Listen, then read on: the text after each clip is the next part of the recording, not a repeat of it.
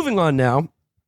I'd like to turn on this our 4th of July episode to a small beach, oceanside community, a small summer town.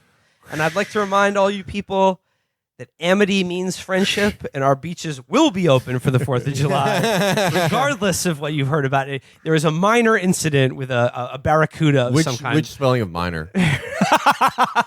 It has nothing to do with the guy we're talking about. Nothing. Nothing. Okay. Absolutely zero. Allegedly. We are traveling to the island of Martha's Vineyard Martha's Vineyard. to check in with one of its more famous residents in his now very public struggle to get invited to parties. I'm talking, of course, about Alan Dershowitz. I'm leaving on a jet plane. Don't put my name in the flight record. Wi-Fi lit. Yeah.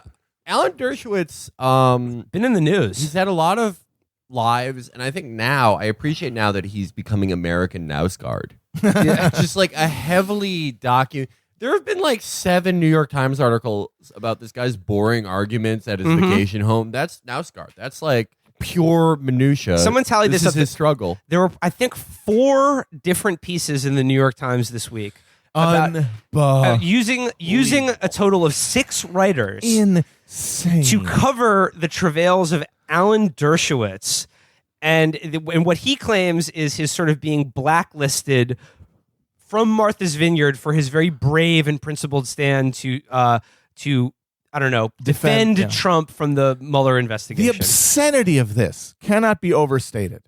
Of in this time, in this moment in world history, devoting irreplaceable resources of this magnitude at the most influential news organization in the world, probably, and use it for this end.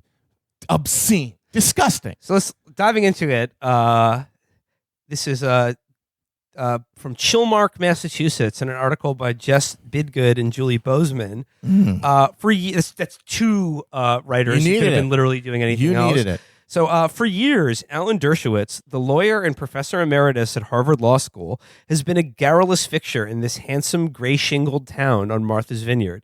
He holds court from a rocking chair on the porch at the Chilmark General Store, drinking coffee and greeting fellow regulars. He strolls down Lucy Vincent Beach, gabbing on his cell phone along the way. Oh my God. Imagine you spent 3 decades like artificially increasing the price of copper in some hapless nation in like the Horn of Africa, just chipping away little bits of your soul, just being the worst person you can be. Also, you could buy this vacation home here, and your reward is you walk into the general store, and this ancient corpse is like, "How are you doing? People are being very unfair to Trump." I'm now imagining Dersha being garrulous and walking along the beach, and then just like coming up behind someone and just going, "Why aren't you going in the water? Get in the water. Get in there." Did y'all see that picture of him in that skin tight sort of rayon shirt? Ugh. There's this picture of him. He's wearing this very, very, very garish shirt, and it's skin tight. Ugh. He is looking low-key thick. He looked bad, dude. Like I jacked off to it, but I wasn't even thinking about him when I came. He was dressed like awful. He was dressed like one of the guys from Entourage when they go to the club. It was grotesque. So, but he says, but this summer, Mr. Dershowitz says that because he has expressed views that back President Trump, he no longer feels so welcome on the Vineyard, a summertime epicenter of progressive values, money, and sheer democratic power in the United States. I never thought I would see McCarthyism come to Martha's Vineyard, but I have, Mr. Dershowitz wrote in an opinion column last week in The Hill, revealing that he has been on the receiving end of a social chill from friends here.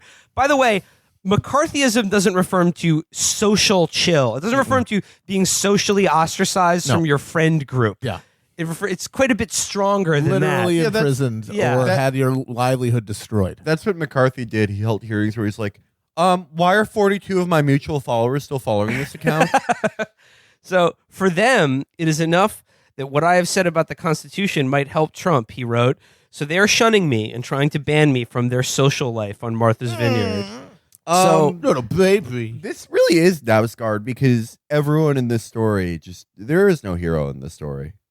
No one in this story is good. Oh God, no! And These like self-righteous fucking rich ass. I want to get to the limousine liberals. the Martha's Vineyard crowd that's shunning him for defending Trump in a second. But I need to go now to even worse than this. A second New York Times article by their big shot political reporter named Jeremy W. Peters. This is a guy. This guy rocks. This guy came on my radar just last week because he said one of the dumbest. He is a national political reporter for the New York Times, and he said something to the effect of using the label right wing to paint this broad stroke of everyone from a Trump supporter to libertarians shows how ignorant you are of the many shades of being conservative. He was literally saying that you're attacking me for saying this, but you're missing the huge difference between Ron Paul supporters and Donald Trump voters. We've covered this before.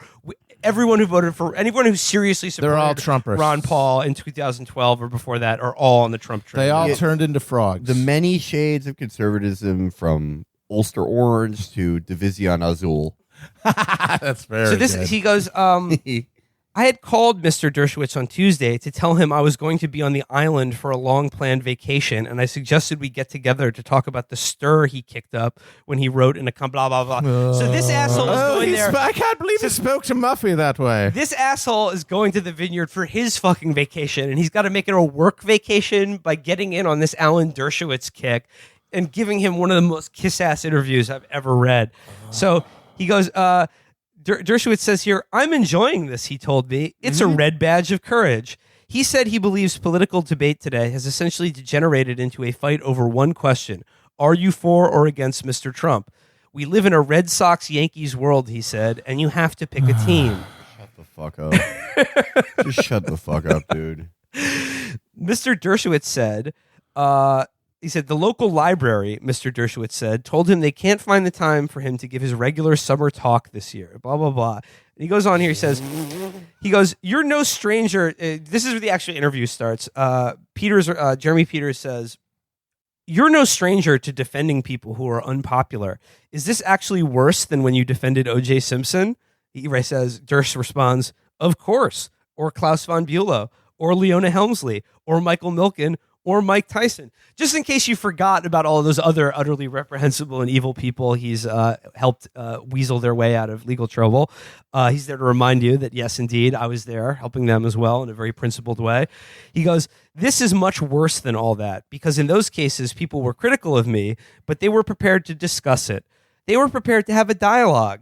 Here, the people that I'm objecting to want to stop the dialogue. They don't want to have the conversation. It will upset people at the dinner party or on the porch. This is like safe spaces in colleges. Does he think that the entire town of Martha's Vineyard or wherever he goes, people are just, obligated to have a dialogue with him about some fucking interminable, about Trump? And that just shows the utter hypocrisy of conservatives who claim that the thing that they believe in politics is that politics are not totalizing, right? Like there's political sphere and then there's the market and the real world, and they don't. And sports. Yeah, it's like you don't. Politics stops, and you can't use politics to control other people's lives. You have to let them live. And that's what they believe about politics. But right here, you're seeing that for conservatives, having power in the real world in terms of writing laws and controlling legislation and even directing the political debate, that's not enough. You need everyone in the social sphere to accept you too. You need to get respected for having political views. You need to be indulged for having political views. You have to get a hearing that no reasonable person could argue you deserve as just some asshole.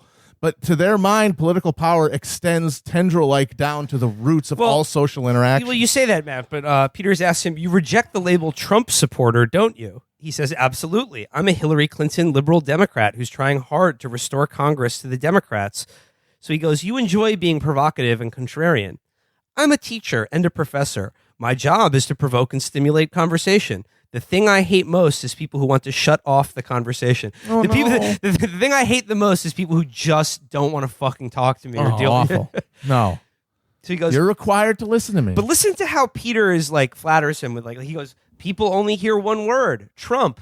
Dersh responds, that's what reminds me of McCarthyism, when you couldn't speak out on certain issues. I'm not comparing myself, pause. First of all, I'm enjoying this. So understand that. I'm actually laughing. You have to pretend to be dumb because once you get sophisticated and nuanced, you're politically incorrect. There's no nuance. There's no sophistication about this. Don't try to slice the salami thinly. This is just baloney. I grew up in New York and I'm a Red Sox fan. Damn, I can see how this guy got so many people off murder raps. I can see why you would want to hang around him having a dinner party for 4 hours. So he goes, Peters continues, and he says, during Vietnam in the 1970s, you had thousands of people dying every month, a president who had so clearly broken the law. How is that somehow not as bad as today? Because people seem to think today is worse. By the way, speaking of Martha's Vineyard, someone did try to literally push Robert McNamara off the ferry going to Martha's Vineyard at the height of the Vietnam War. So if someone sees Dersh on the ferry, I'm not saying do that, but just be aware of the history that's come before you. He goes, with Trump, it's personal. His personal style is so confrontational. He provokes. He's a brilliant politician, and let me tell you why. He's pushing Democrats to the left because extremism provokes extremism, and the Democrats can't win from the left. They can only win from the center in a national election. So his fondest hope It's so is that weird someone how from all these jewel-encrusted vampire millionaires all agree on this point. I like that he says they can only win from the center, and just a bit higher, he just said, I'm a Hillary Clinton Democrat. Again, this goes back to basically our last two shows. You tried that. You lost to Donald Trump. No. So he goes blah, blah, blah, and he goes, these articles in the Times and the Globe may hurt me on Martha's Vineyard, but they help Trump. If there's one thing you quote me on, I want it to be that. So that's Dersh in his own Also, words. I do not know what happened to my first wife. Okay, this is where I'm going with this. This is where I'm going. This is where I'm going with this segment. Like, you see Alan Dershowitz on TV, and you think to yourself, God, what a tiresome asshole this guy is. I can't believe I have to see his dumb, ugly face on TV. For these people on the Vineyard, they clearly have a problem with him now because he has gone on Fox News or Tucker to defend Trump from the Mueller investigation, because this is what really excites and animates them is impeaching Trump and high crimes and misdemeanors. Daddy Mueller, or spank me. Here's my comment. In the years before this, did none of these people want to socially ostracize Alan Dershowitz for fucking kids? Allegedly? Yeah. Or maybe also allegedly killing his first wife? Yeah. Here's real quick. Or any of the things he said about Israel? No, of course not. Of course not. That's all acceptable to them. Because guess what? Half of those motherfuckers are probably on the Jeffrey Epstein flight logs as well. Oh, yeah. Just in case you don't know what I'm talking about, Alan Dershowitz was one of many names that turned up on the flight logs of Jeffrey Epstein's private plane. Yep. Alan Dershowitz took many private flights with someone who was once his friend, who he now claims he is not friends with and only spoke to about raising money for Harvard. But they have a friendship that goes back to 1997. And Alan Dershowitz, and again, in case you don't know, Jeffrey Epstein is like the millionaire financier who went to jail for suborning sex from a minor. Could have done much worse time, but wouldn't you know it, Alan Dershowitz, who again was on his private flights to his, quote, Lolita Island. This is a guy who literally had a ring of underage girls acting as his sex slaves. This isn't documented in federal court. Wouldn't you know it, Alan Dershowitz was involved in his legal defense and was also involved in crafting the plea that sent Jeffrey Epstein to prison for a very short amount of time for what the crimes he did, but most importantly, kept it out of federal court, and also kept any of the victims or accusers from testifying, or releasing any of the other names, naming anyone else. Donald Trump in 2002 tells New York Magazine, "I've known Jeff for 15 years. Terrific guy. He's a lot of fun to be with. It is even said he likes beautiful women as much as I do, and many of them are on the younger side. No doubt about it. Jeffrey enjoys his social life." So I'm reading. Hey, hashtag QAnon. He was going undercover, dude. Donald Trump was going undercover on that plane. I'm reading that from Gawker, who did a great write-up of this when these names got leaked. He goes, what's more, I'm reading now, what's more, Dershowitz told American Lawyer he is loyal to his wife, who is always by his side. I've been married to the same woman for 28 years. She goes with me everywhere. People know that I won't argue a case or give a speech unless my wife travels with me. This is not the profile of someone who screws around. But, according to the flight logs, Dershowitz was close enough to Epstein to have accompanied him on a flight from Palm Beach to New Jersey's Teterboro Airport as early as December 1997. On that flight, the pair was accompanied by a number of people, one unidentified female, a Hazel, and also Claire. The logs also show Dershowitz on a flight from Bedford, Mass. to Teterboro in October 1998, a flight from Teterboro to Martha's Vineyard in 1999, and a 2005 trip from Massachusetts to Montreal, showing him traveling with Epstein, Tatiana, and others. One thing the logs don't show, Dershowitz's wife traveling with him. He has denied all of this. He says he claims that his relationship with Epstein was entirely professional and that allegations that the two were chummy were a total bum rap. Okay. He was specifically named by one of Jeffrey Epstein's accusers as a person that Jeffrey Epstein made her have sex with. This was in federal court.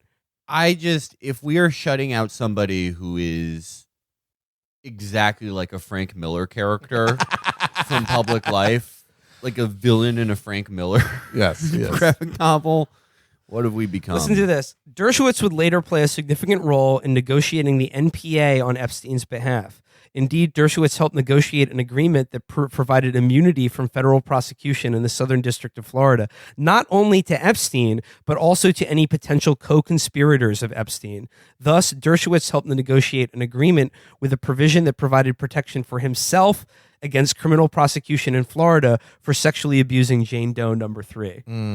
So this guy knows the law, and I think it's interesting, like his two most famous cases are O.J. Simpson, which we all know about, and Klaus von Bülow. Klaus von Bülow, if you don't know about, was another very rich man whose wife died under very suspicious circumstances. You can take this moment to cue up your Menaker Movie Corner pick of the week for Barbet Schroeder's Reversal of Fortune. If you'd like to see Jeremy Irons in his Academy Award-winning role playing Klaus von Bülow, highly recommend it. It's a great film. Jeremy Irons, who has pretty much become Klaus von Bülow later in his life. Yeah. It says, Dershowitz says, I've been with my wife for 28 years. That's his second wife. Yeah. He had a wife before that who also died under very suspicious circumstances. Here's what we know. According to what little can be is he's done a magnificent job of scrubbing her from the public record, but apparently she committed suicide after a very brutal child divorce and child custody battle in which she alleged physical and emotional abuse on behalf of Mr. Dershowitz. That she then died very mysteriously, and there's almost no mention of her. But I suggested it before. Google Alan Dershowitz, first wife, for some interesting reading material. I just think it's weird that like his most famous legal maneuver is helping rich men very obviously guilty rich men getting away with murdering their wives when his first wife died under very suspicious circumstances in the middle of a bitter divorce and custody battle. Odd. Then add to that his close relationship with an actual pedophile and sex trafficking psychopath like Jeffrey Epstein, who had a personal plane that basically was a prostitution service for his very rich and powerful friends, including Prince Andrew and Bill Clinton and Donald Trump and Steven Pinker of Harvard as well. Wait, Steven Pinker was on He's in the flight logs. Again, like this is hearsay. I'm sure, as Mr. Dershowitz would tell you, like this wouldn't hold up in court.